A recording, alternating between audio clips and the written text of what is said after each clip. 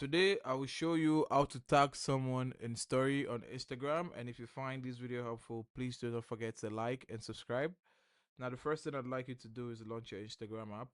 Once you launched it, you're gonna go to the icon on the far right of the bottom navigation. You're gonna click on it and it's gonna lead you to your profile. Now what we're gonna do from here is we're gonna add a story. Now you can either choose to click on the plus sign at the top to add a story, and you click on story, or you can add a post that you have already. For the purpose of this tutorial, let's add this post, and what we're going to do is we're going to click on the share button and we're going to click on add to story. Now at this point, this is where you want to tag the person in your story. So what you're going to do is you're going to click on the sticker option on the right navigation. Right next to the double A, there's a sticker option. You click on it. Now here you can see mention. You're going to click on mention, and here you can mention anybody or any accounts that you want to tag.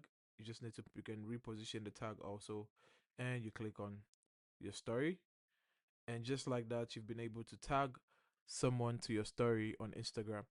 If you find this video helpful, please do not forget to like and subscribe, and I'll see you in the next one.